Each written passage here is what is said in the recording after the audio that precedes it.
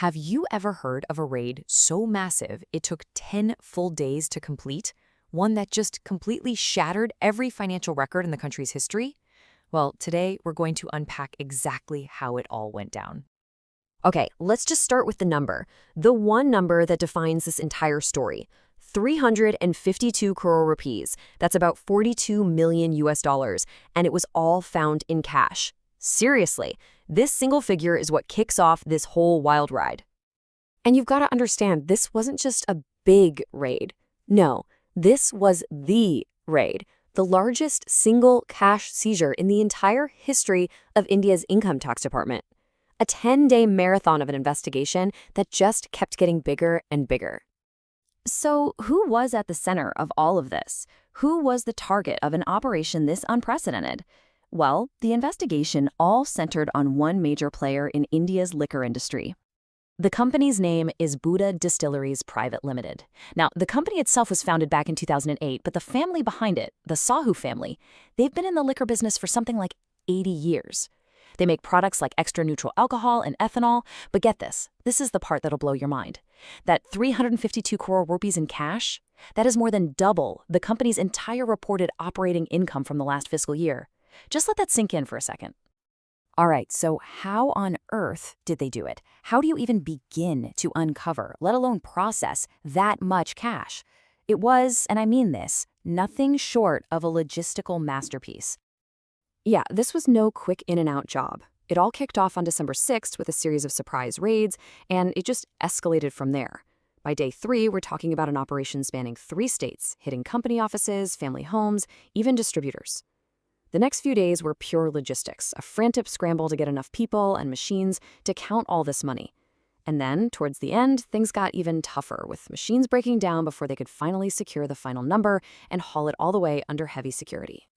And when we talk about the tools of the trade for a raid like this, wow, the scale is just immense. We're not talking about a small team here. They had to pull in officials and bank staff from all over just to help count.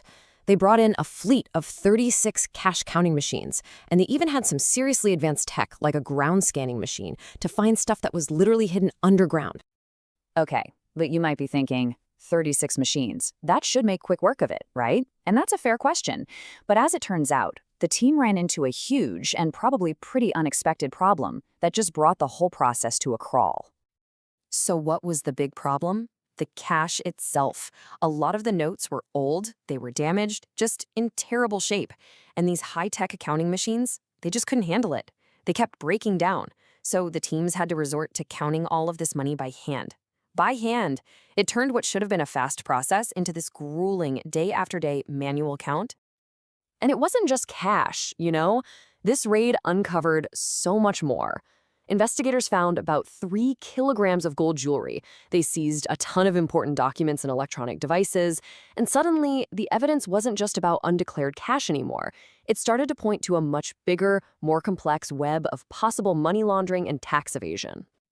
So, when all was said and done, when the dust finally settled and that last rupee was counted, what was the aftermath? What happens next in a case this big? Well, the results were pretty immediate and definitely significant. First, that record-breaking cash pile was secured and put into government custody. The officials who led the raid, they were actually honored by the central government for their incredible work. And finally, all the reports, all the evidence were sent right up the chain to the Central Board of Direct Taxes. They're the top authority on taxation in India, and now it's on them to figure out what happens next. And that really leaves us with one final kind of staggering thought to chew on. This whole thing, 10 days, all that manpower, all that tech, it was all focused on just one business group. So it really makes you wonder, right? If this is what you can find in just one place, what does that say about the true scale of India's hidden cash-based economy? Just how much is really out there, unseen?